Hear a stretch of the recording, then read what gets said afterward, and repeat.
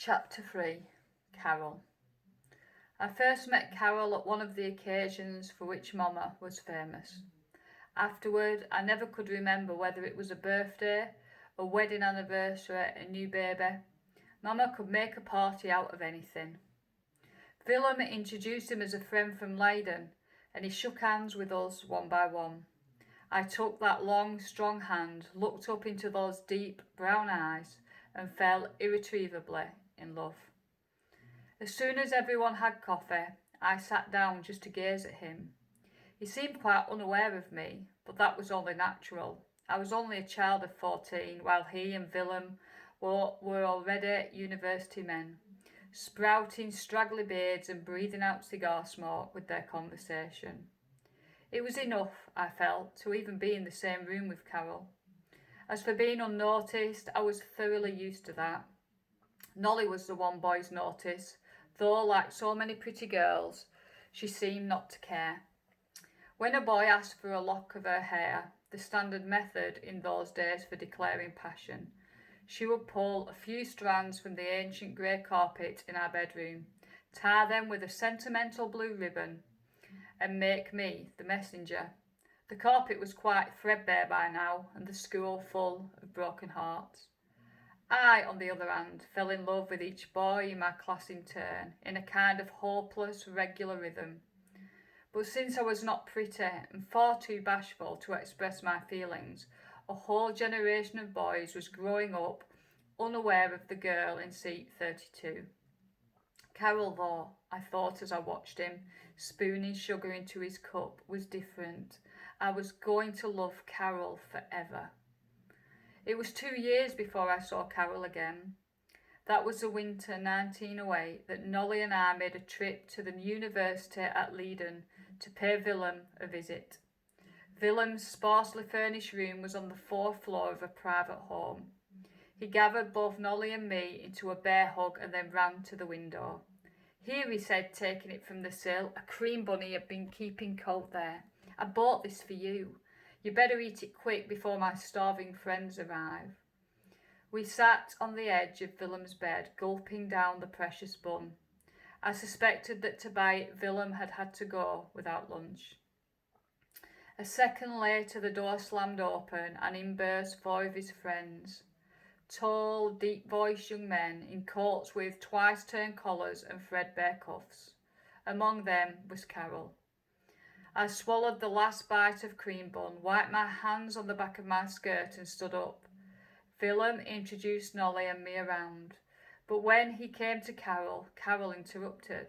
We know each other already. He bowed ever so slightly. Do you remember? We met at a party at your home. I glanced from Carol to Nolly, but no, he was looking straight at me. My heart poured out a rapturous reply, but my mouth was still filled with the sticky remains of bun, and it never reached my lips. Soon the young men were seated at our feet on the floor, all talking eagerly at once. Perched beside me on the bed, Nolly joined in as naturally as though visiting a university was an everyday event for us. For one thing, she looked the part. At 18, she was already in long skirts, while I was acutely conscious of the 6 inches of thick black schoolgirl stockings between the hem of my dress and the top of my shoes. Also, Nolly had things to talk about. The year before, she had started normal school. She didn't really want to be a teacher, but in those days, universities did not offer scholarships to girls, and normal schools were inexpensive. And so she chatted easily and knowledgeably about things of interest to students. This new theory of relativity by a man called Einstein, and whether Admiral Peary would really reach the North Pole. And you, Corrie, are you going to be a teacher too? Sitting on the floor at my feet, Carol was smiling at me. I felt a blush rise beneath my high collar. Next year, he persisted. This is your final year in secondary school, isn't it? Yes, no. I'll stay home with Mama and Tatiana. It came out so short and flat. Why did I say so little when I wanted to say so very much? That spring I finished school and took over the work of the household. It had always been planned that I would do this, but now there was an added reason. Tanti Bep had tuberculosis. The disease was regarded as incurable. The only known treatment was rest at a sanatorium that was only for the rich. And so for many months Tatty Bep lay in her little closet of a room, coughing away her life. To keep down the risk of infection, only Tatiana went in or out. Around the clock she nursed her older sister, many nights getting no sleep at all. And so the cooking and washing and cleaning for the family fell to me. I loved the work, and except for Tatty Bep would have been completely happy. But over everything lay her shadow, not only the illness, but a whole disgruntled and disappointed life. Often I would catch a glimpse inside when I handed in a tray, or Tatiana passed one out. There were the few pathetic mementos of 30 years in other people's homes, perfume bottles empty many years, because well-bred families always gave the governess perfume for Christmas. Some faded daguerreotypes of children who by now must have children and grandchildren of their own. Then the door would shut. But I would linger in that narrow passage under the eaves, yearning to say something, to heal something, wanting to love her better. I spoke once about my feelings to Mama. She too was more and more often in bed. Always before, when pain from the gallstones had got too bad, she'd had to have an operation. But a small stroke after the last one made further surgery impossible, and many days, making up a tray for Tanti Bep, I carried one upstairs to Mama also. This time when I brought in a lunch, she was writing letters. When Mama wasn't supplying the neighbourhood with caps and baby dresses from her flying needles, she was composing cheery messages for shut-ins all over Harlem.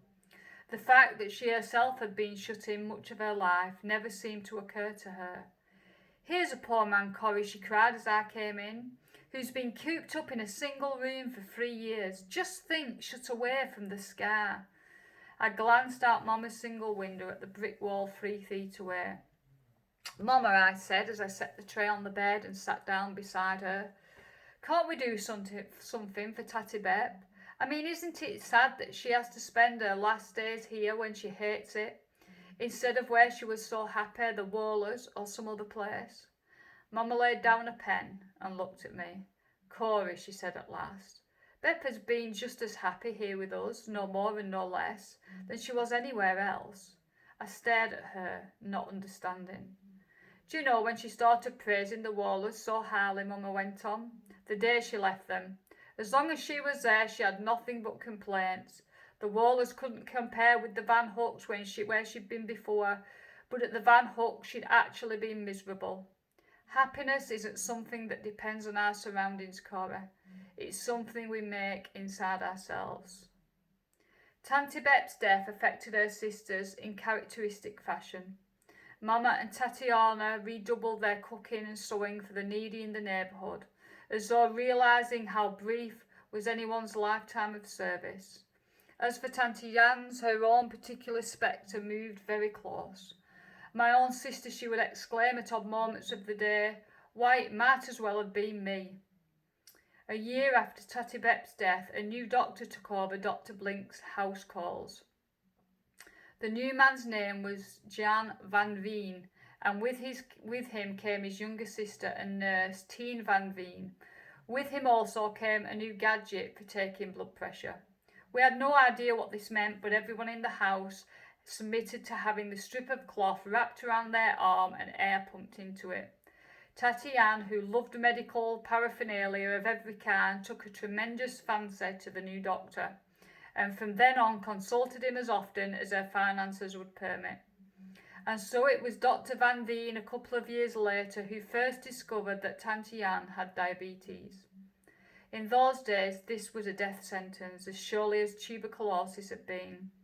For days the household was numb with the shock of it. After all these years of fearing even the idea, here was the dreaded thing itself. Tatty Jans went straight into bed on hearing the news. But inaction went poorly with her vigorous personality, and one morning, to everyone's surprise, she appeared for breakfast in the dining room precisely at 8:10, with the announcement that doctors were often wrong. "All these tests and tubes," said Tanti Jans, who believed in them implicitly, "what do they really prove?" and from then on she threw herself more forcibly than ever into writing, speaking, forming clubs and launching projects. Holland in 1914, like the rest of Europe, was mobilising for war, and the streets of Haarlem were suddenly filled with young men in uniform. From her windows overlooking the Barristerstraat, Tante Jans watched them idling by, gazing aimlessly into shop windows, most of them young, penniless and lonesome, and she conceived the idea of a soldiers' centre. It was a novel idea for its day, and Tante Jans threw all the passion of her nature into it. The horse-drawn trolley on the Barristerstraat had recently been replaced with a big new electric one, but it still squealed to a stop, spitting sparks from rails and wire when Tante Jans stood imperilously before the beige.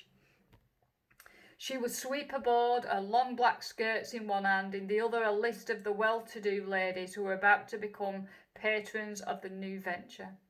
Only those of us who knew her best were aware beneath all the activity of the monstrous fear which drove her on. And meanwhile her disease posed financial problems. Each week a fresh test had to be made to determine the sugar content of her blood.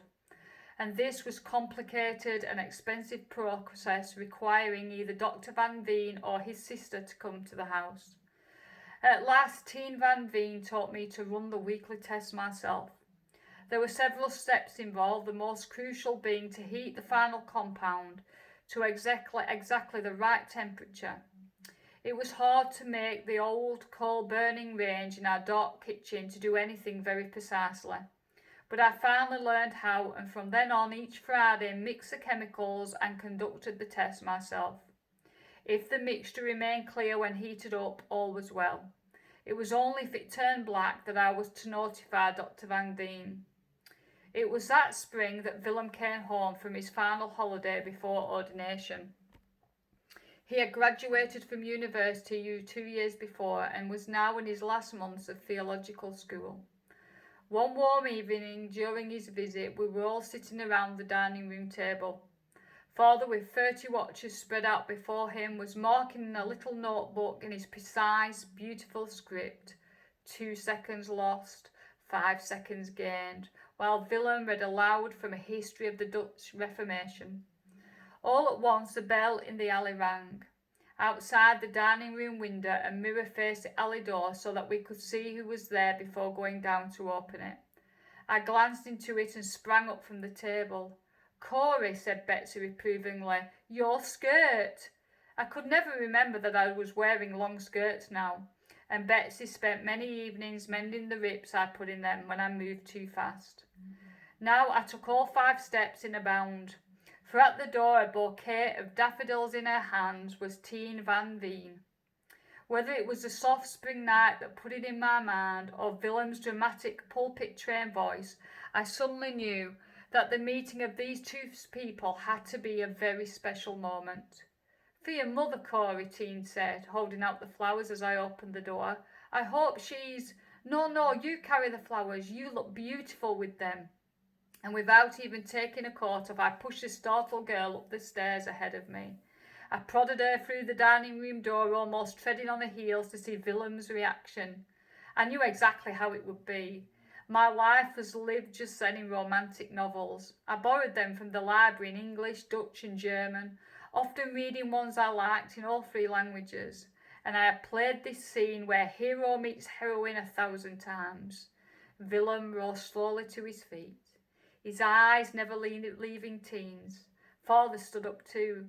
"Miss Van Veen," Father said in his old-fashioned manner, "allow me to present to you our son Willem. Willem, this is the young lady of whose talent and kindness you have heard us speak." I doubt if either one heard the introduction. They were staring at each other as though there was not another soul in the room or in the world. Willem and Tien were married 2 months after his ordination. During all the weeks of getting ready, one thought stood out in my mind: Carol will be there. The wedding day dawned cool and sparkling. My eyes picked Carol immediately from the crowd in front of the church, dressed in top hat and tails, as were all the male guests, but incomparably the handsomest there. As for me, I felt that a transformation had taken place since he had seen me last. The difference between my 21 years and his 26 was not, after all, as big as it once had been. But more than that, I felt, no, not beautiful. Even on such a romantic day as this, I could not persuade myself of that. I knew that my jaw was too square, my legs too long, my hands too large. But I earnestly believed, and all the books agreed, that I would look beautiful to the man who loved me. Betsy had done my hair that morning, labouring for an hour with the curling iron until it was piled high on my head. And so far, for a wonder, it had stayed. She'd made my silk dress too, as she'd made one for each of the women in the family, working by lamplight in the evenings because the shop was open 6 days a week and she would not sew on Sundays. Now looking around me, I decided that our homemade outfits were as stylish as any there.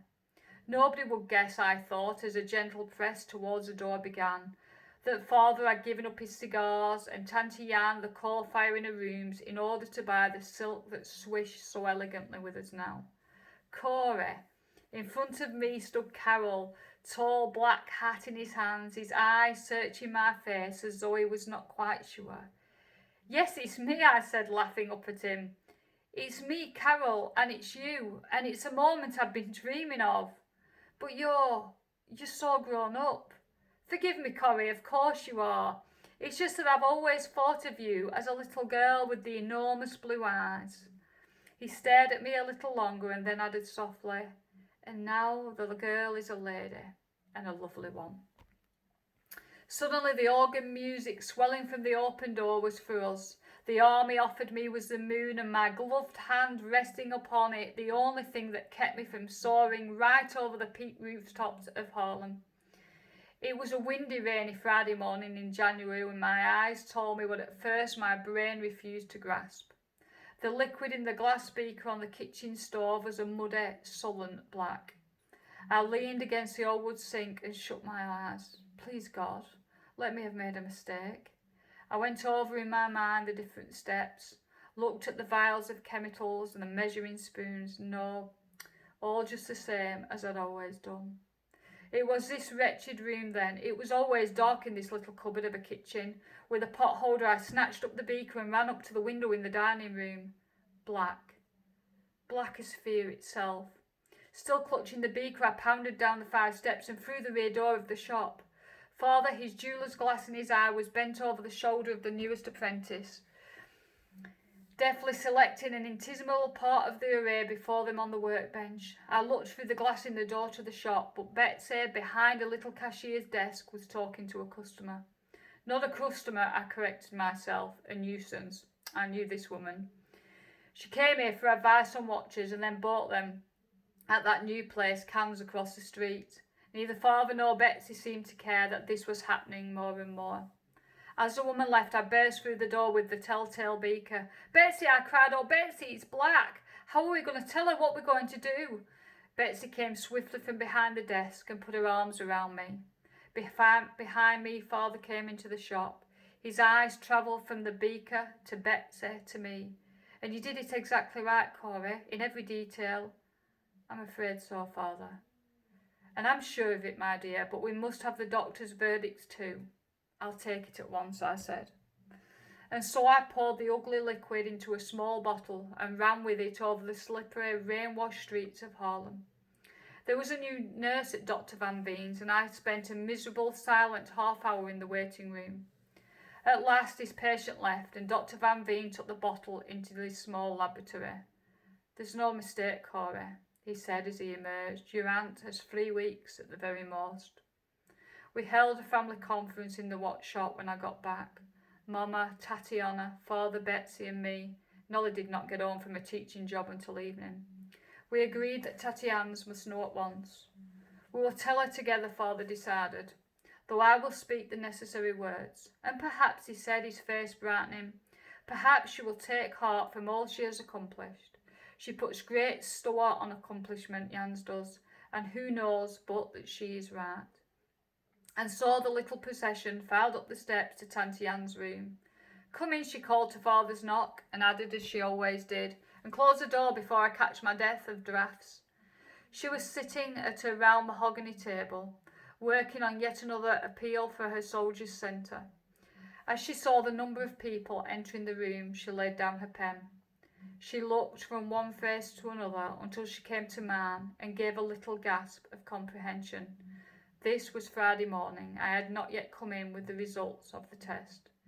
"My dear sister-in-law," father began gently, there is a joyous journey which each of God's children sooner or later set on. And Jan's some must go to their father empty-handed, but you will run to him with hands full. "All your clubs," Tante Anna ventured. "Your writings," Mama added. "The funds you've raised," said Betsy. "Your talks," I began. But our well-meant words were useless. In front of us the proud face crumpled. Tatiana's put a face over her eyes and began to cry. "Empty, empty," she choked at last through her tears. "How can we bring anything to God? What does he care for our little tricks and trinkets?" And then, as we listened in disbelief, she lowered her hands and with tears still coursing down her face whispered, "Dear Jesus, I thank you that we must come with empty hands. I thank you that you have done all on the cross, and that all we need in life and death is to be sure of this." Mama threw her arms around her and they clung together, but I stood rooted to the spot, knowing that I had seen a mystery. It was father's train ticket given at the moment itself. With a flourish of her handkerchief and a forceful clearing of her nose, Tante Jans let us know that the moment for sentiment had passed. "If I had a moment's privacy," she said, "I might get some work accomplished." She glanced at father, and into those stern eyes crept the nearest thing to a twinkle I had ever seen. "Not that work matters, Caspar, not that it matters at all, but—" She dismissed us crisply. "I'm not going to leave an untidy desk behind before someone else to clean up." It was 4 months after Tante Jan's funeral that the long-awaited invitation came to Willem's first sermon. After less than a year as assistant to a minister in Utheren, he had been given a church of his own in Brabant, the beautiful rural southern part of Holland. And in the Dutch Reformed Church, a minister's first sermon in his first church was the most solemn, joyous, emotional occasion that an unemotional people could conceive. Family and friends would come from great distances and stay for days. From his own assistant pastorate, Carol wrote that he would be there and looked forward to seeing us all again. He endowed that word all with special meaning, and pressed dresses and packed trunks in a delirium of anticipation. It was one of Mama's bad times. She huddled in the corner of our train compartment, the hand that gripped father's whitening at the knuckles each time the train lurched or swayed.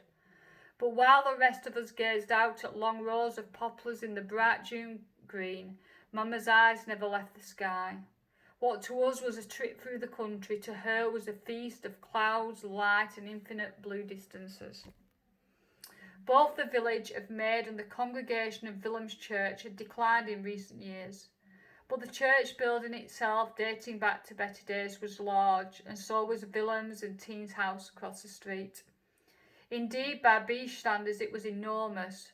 For the first few nights the ceiling seemed so far overhead that I couldn't sleep. Uncles and cousins and friends arrived each day, but no matter how many people moved in, the rooms always looked to me half empty.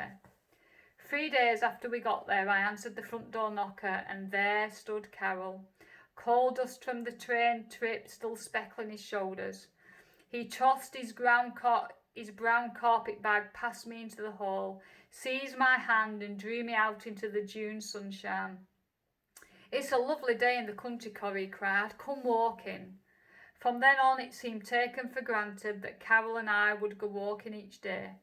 Each time we wandered a little further down the country roads that wound in every direction away from the village, the dirt beneath our feet so different from the brick streets of Haarlem.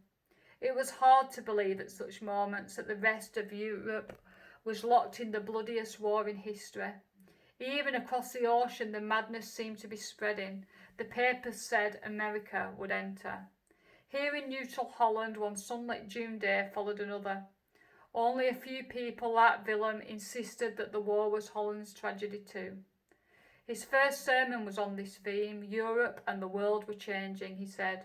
No matter which side won, a way of life was gone forever. I looked around at his congregation of sturdy villagers and farmers and saw that it did not care. They did not care for such ideas. After the sermon, friends and more distant family started home, but Carol lingered on. Our walks lasted longer. Often we talked about Carol's future, and suddenly we were speaking not about what Carol was going to do, but about what we were going to do. We imagined that we had a huge old manse like this one to decorate, and rejoiced to discover that we had the same ideas about furniture, flowers, even the same favourite colours. Only about children did we disagree. Carol wanted 4, while I held stubbornly out for 6. And all this while the word marriage was never spoken. One day when Carol was in the village, Willem came out of the kitchen with 2 cups of coffee in his hands. Teen, with a cup of her own, was just behind him. Corey, Willem said, handing me the coffee and speaking as though with effort.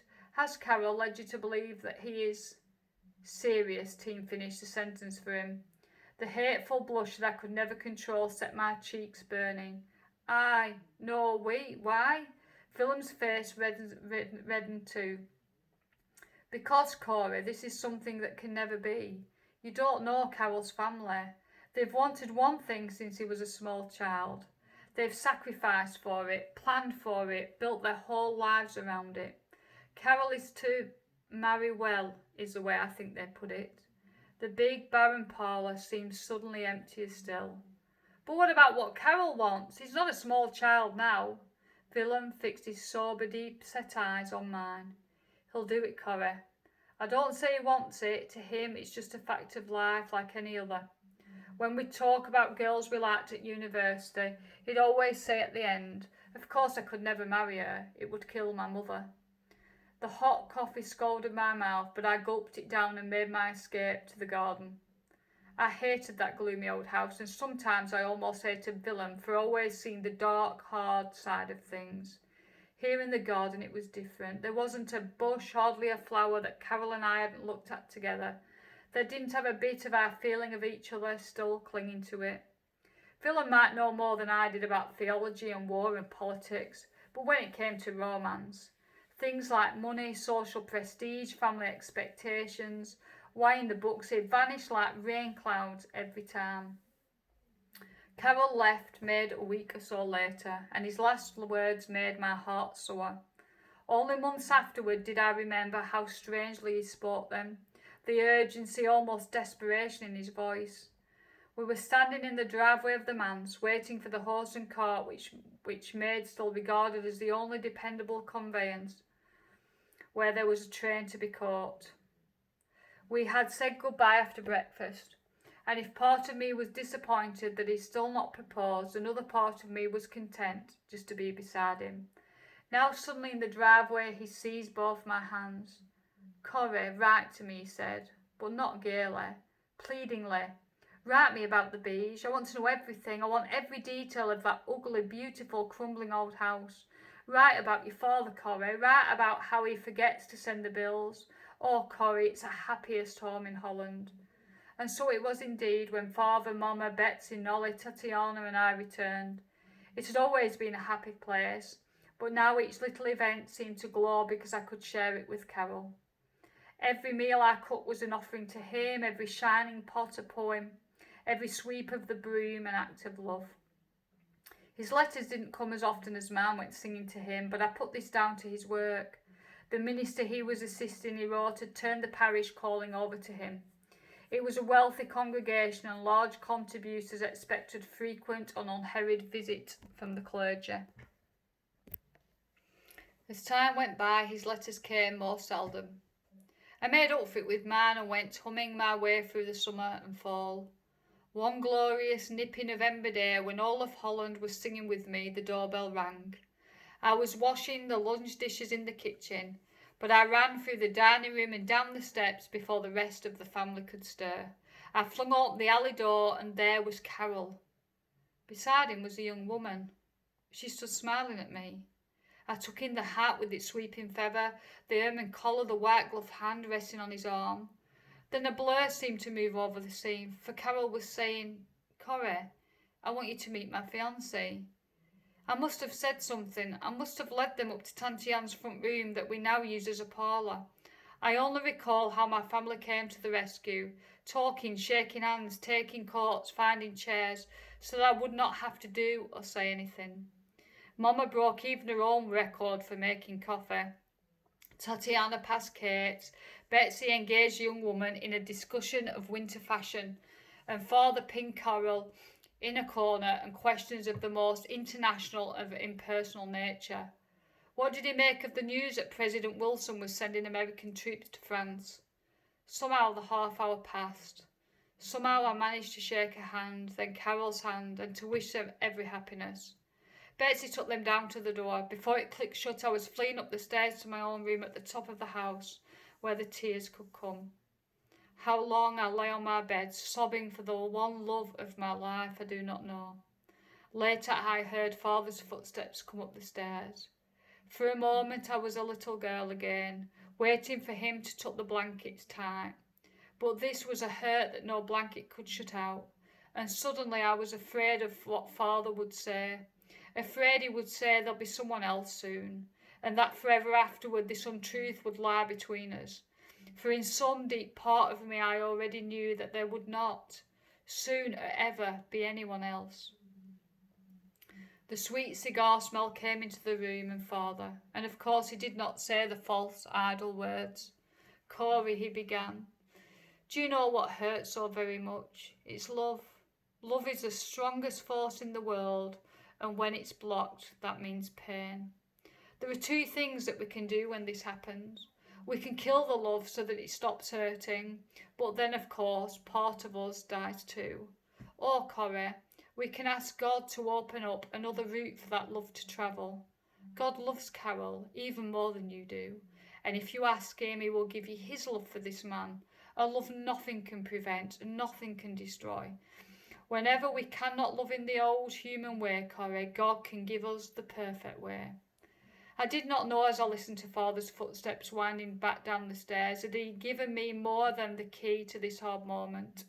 I did not know that he had put into my hands a secret that would open far darker rooms than this, places where there was not on a human level anything to love at all. I was still in kindergarten in these matters of love. My task just then was to give up my feeling for Carol without giving up the joy and wonder that had grown with it. And so, that very hour, lying there on my bed, I whispered this enormous prayer. "Lord, I give to you the way I feel about Carol, my thoughts about our future. Oh, you know, everything. Give me your way of seeing Carol instead. Help me to love him that way, that much." And even as I said the words, I fell asleep.